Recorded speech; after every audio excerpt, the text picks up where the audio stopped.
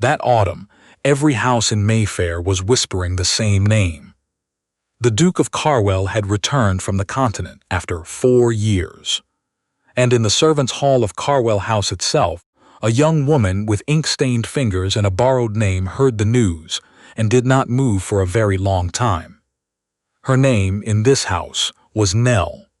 That was what she had told the housekeeper, Mrs. Hollis, when she arrived 6 weeks ago asking about the position. A lady's companion dismissed without a reference, she had said. Willing to work hard. Quiet. No trouble. Her real name was Nora Alderton-Vane, the only daughter of the late Viscount Alderton, whose entire estate, including the house she was now scrubbing floors in, had passed to a distant cousin upon her father's death. On the grounds of a contested will, she had not had the money or the connections to fight. She was 26 years old. She had dark hair, kept pinned low beneath a cap.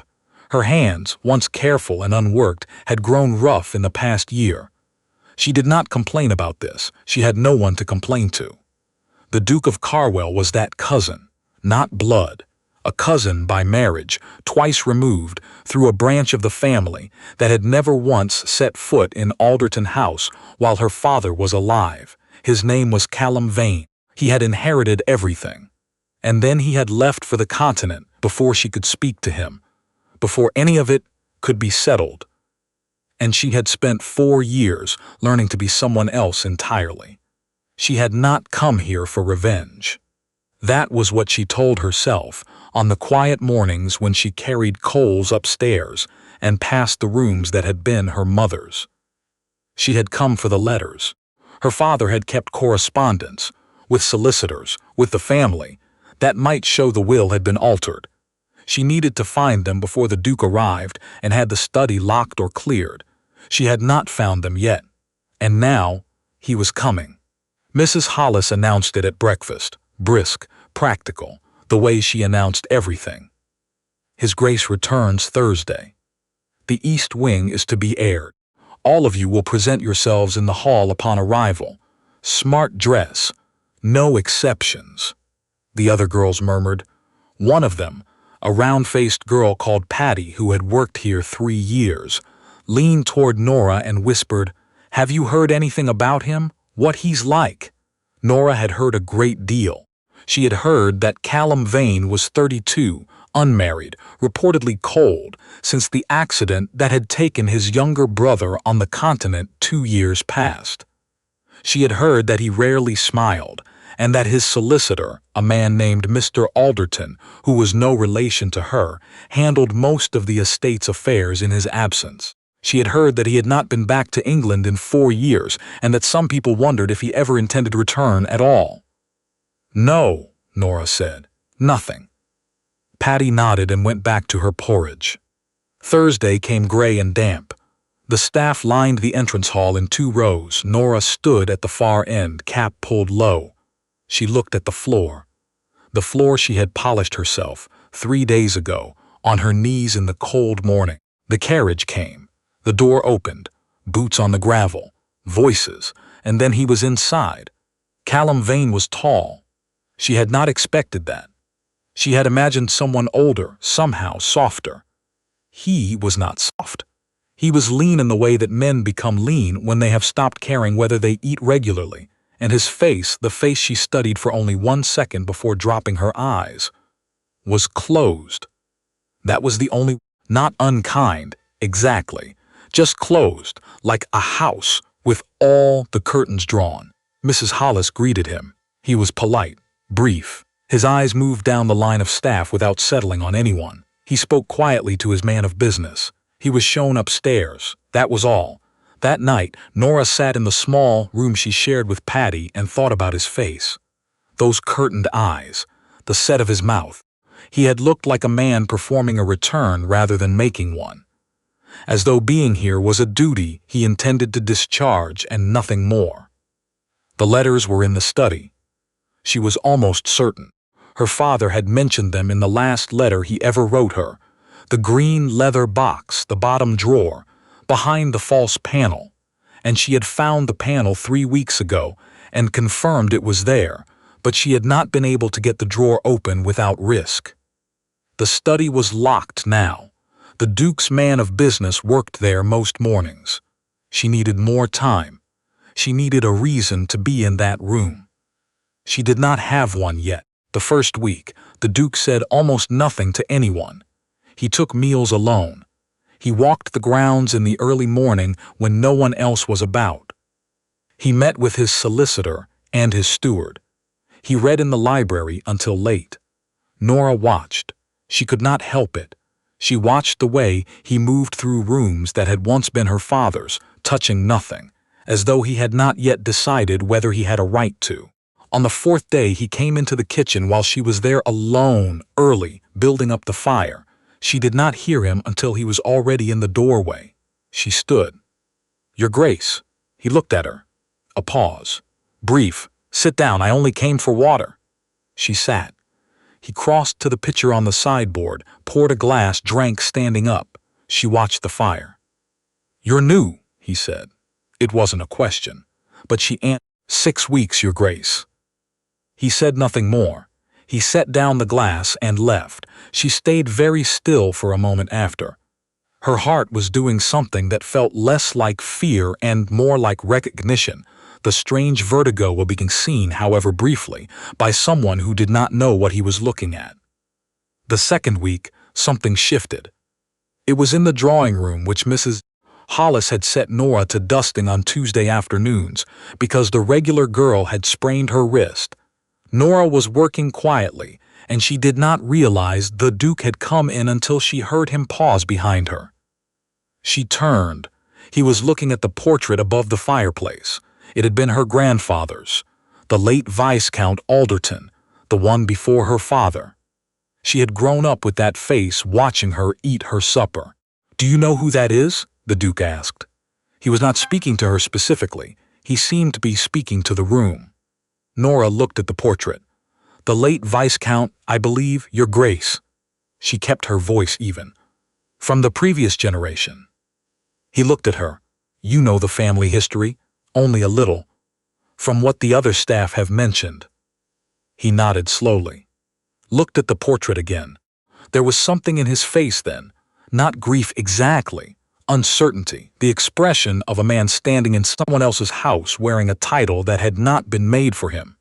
"Did anyone speak well of him?" the Duke asked, quietly, almost to himself. Nora's hands tightened around the duster. "They say he was fair," she said, "careful with the tenants, known for keeping his word." The Duke was quiet for a moment, then. "Good." He left. She stood in the empty drawing room for a long time afterward. The fire had burned low. Outside, rain tapped against the glass. She looked at her grandfather's painted face and could not name what she felt. It was not simply anger. It was more complicated than that. This man had not wanted to take her home. She was almost sure of that now.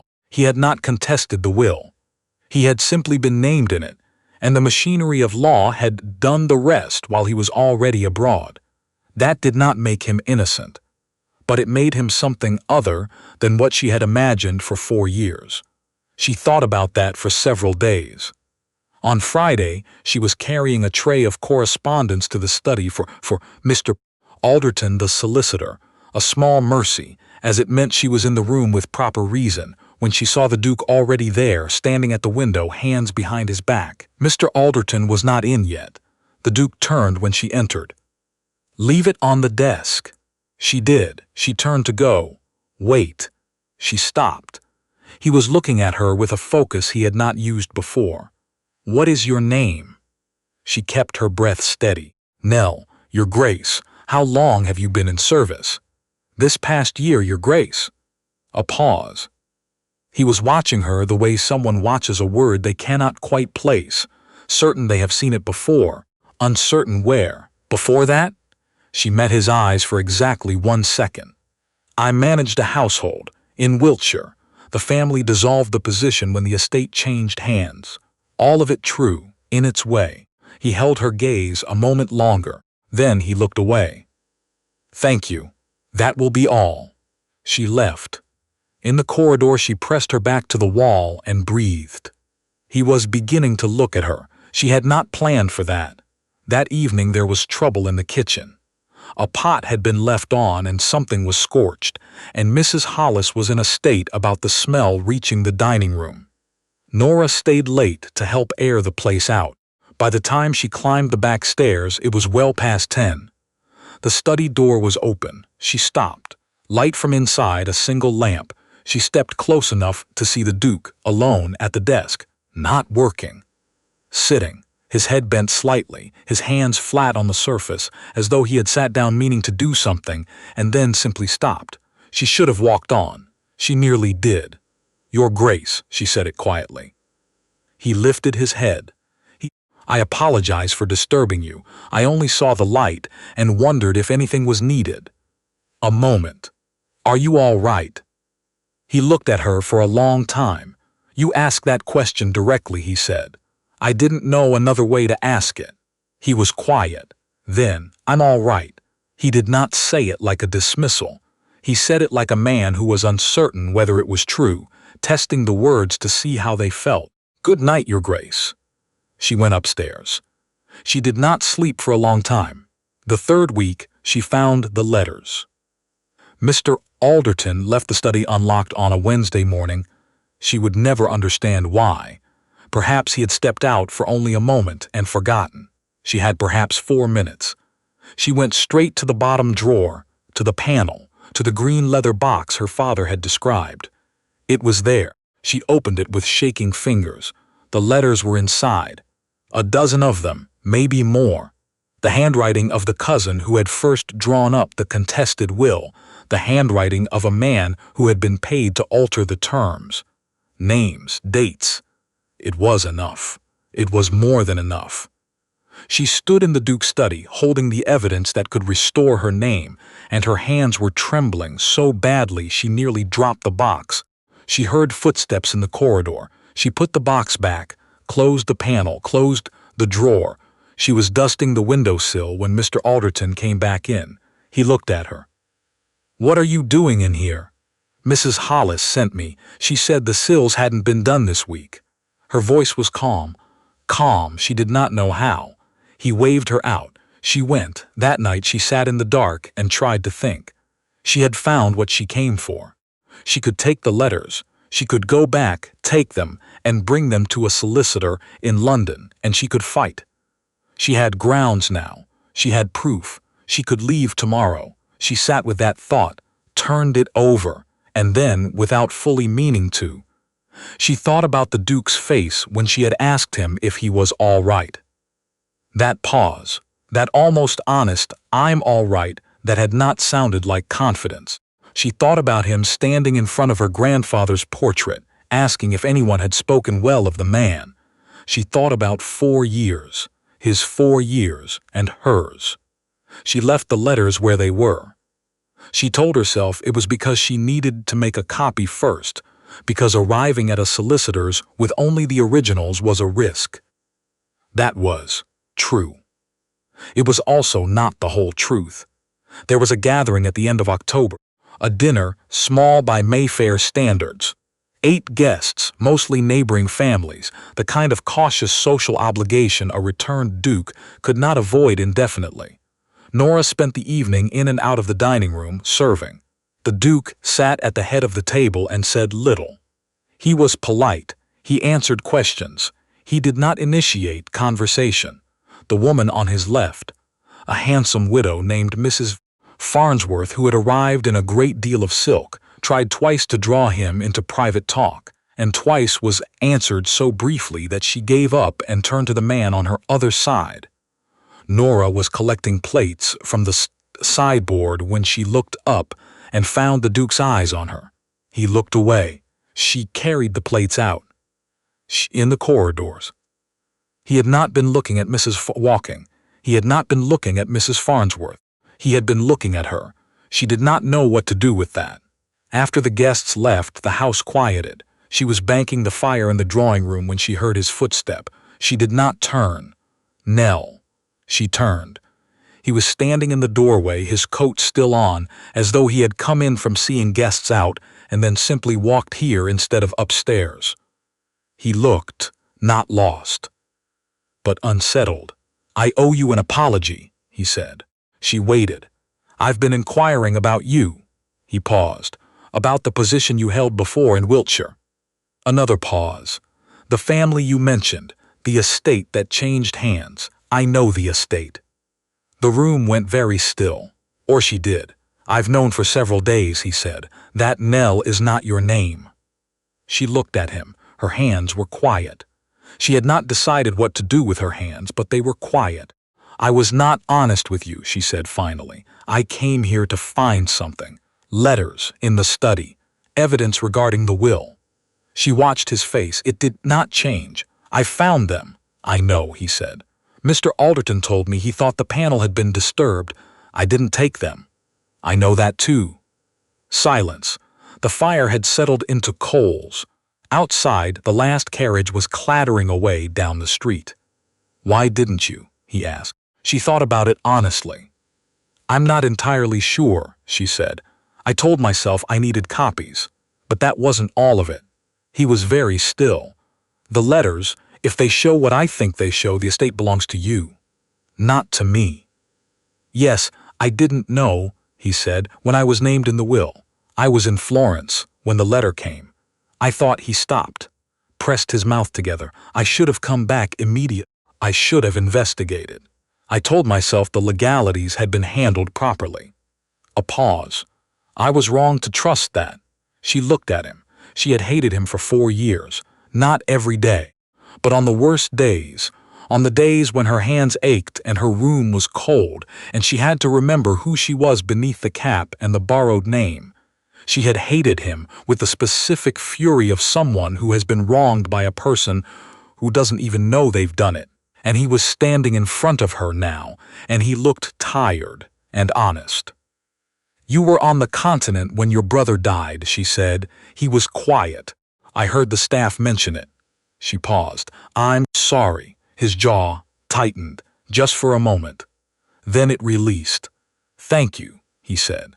His voice was flat, but not dismissive, careful. She thought of her father, of the study where she had found the letters, of the portrait in the drawing room. "My father would have liked you, I think," she said. And then, because that had surprised her coming out, she almost laughed. It was small, half a laugh. "That's a strange thing to say." "It is," he said, but something shifted in his face, not quite a smile, the territory just before one. She took a breath. "What happens now?" He looked at her. "I'll contact the solicitors in the morning.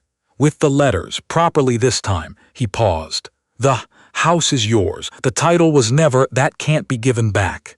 But the estate, the property, that can be." She had thought about this moment for 4 years. She had imagined relief, or triumph, or grief. She had not imagined standing in the firelit drawing room of her own house, nearly her house again, and feeling something too complicated to name.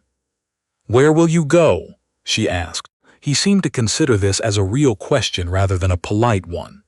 "I have property in Cumberland. It's been closed for years. I'll open it." A pause. "I should have done that from the beginning." She looked at the floor she had polished. "You don't have to leave immediately." He looked at her. She did not elaborate. She's not sure she could have elaborated exactly on what she meant. He said, "Your name, your real name." "Nora," she said. "Nora Alderton-Vane." He was quiet for a moment, then Nora. He said it simply, with no ceremony, the way you say a name when you are getting used to the shape of it. She looked at the fire. The next months were not simple. Nothing was ever simple. There were solicitors and documents and a great deal of waiting while the legal machinery turned. There were letters to London and a trip to the courts in November that left her exhausted. Mrs. Hollis, who had understood something was happening but not what, waited with careful patience and kept the household running and asked no questions. Nora was not ready to answer. The Duke, Callum, remained. He had said he would leave as soon as the legal matter was settled, and she had not asked him to stay. But December came, and the matter was not yet settled, and he was still in the East Wing, still walking the grounds in the early mornings, still reading in the library until late. She found him there, one evening near the fire, a book open on his knee that he was not reading. He looked up when she came in. "I couldn't sleep," she said, an explanation, though he hadn't asked. "Nor could I." She sat in the chair across from him, took a book from the small stack on the table, did not open it.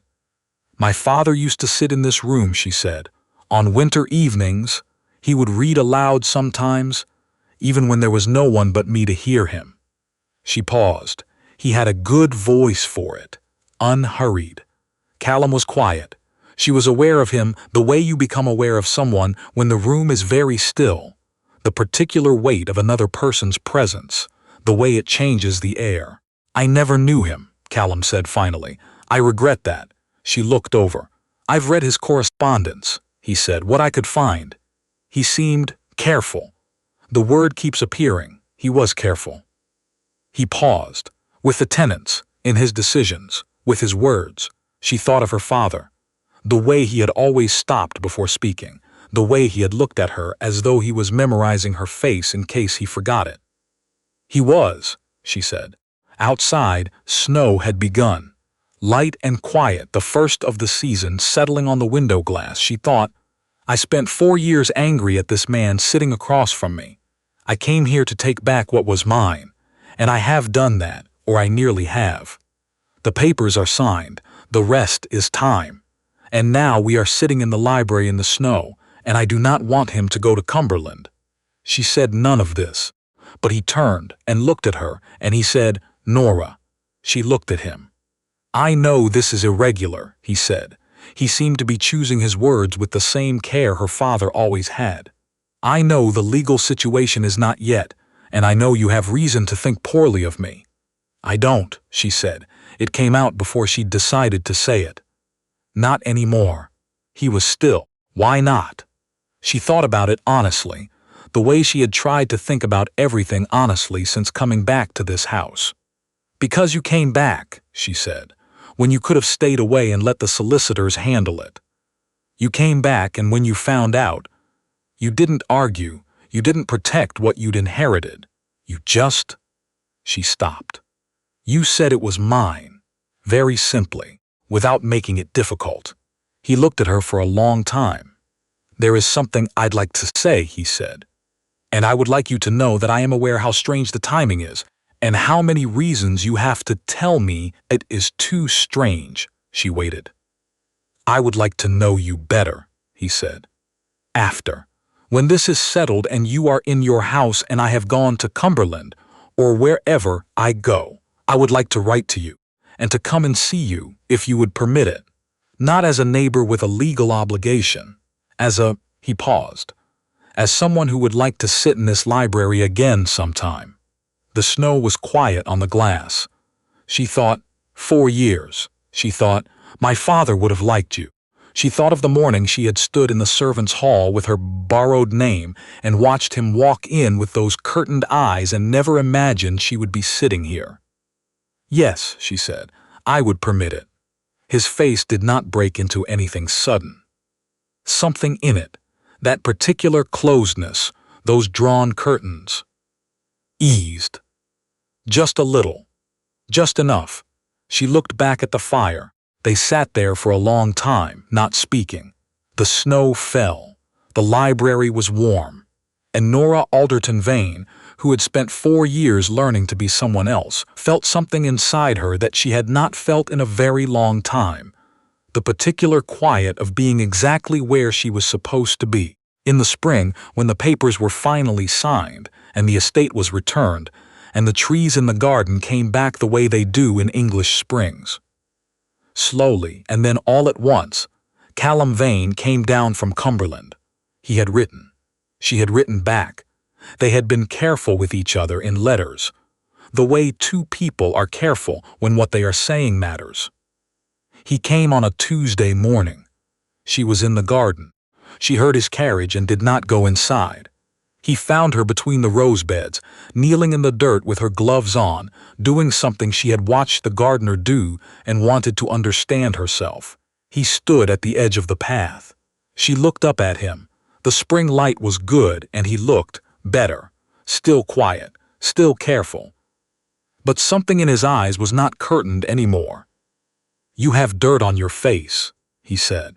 She put her hand to her cheek. "I know, I don't mind it." He crouched down to where she was, which surprised her. He had not seemed like a man who crouched in gardens. He looked at what she was doing. "My mother used to do that," he said. "Turn the soil up around the base. She said it helped the roots breathe." "Does it?" "I have no idea," he said. "But the roses always looked well." She laughed.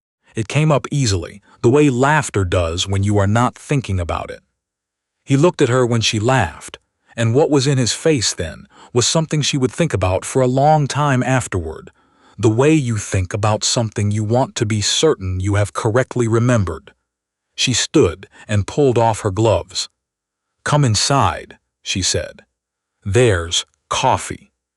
He stood too. He was taller than she had remembered, standing here in the open air. "Nora," he said. She looked at him. He said it the way he had said it the first time, simply getting used to the shape of it. Except now he reached out and took her hand, the one not holding the glove, and held it carefully, as though it were something he had been carrying a long time and was only now setting down properly. "I'm glad you didn't leave," he said. "That night, when you found the letters." She looked at their hands. "So am I," she said. They walked inside together, and the garden went on blooming behind them, doing what it had always done, patient and unhurried, as though it had been waiting all along for exactly this.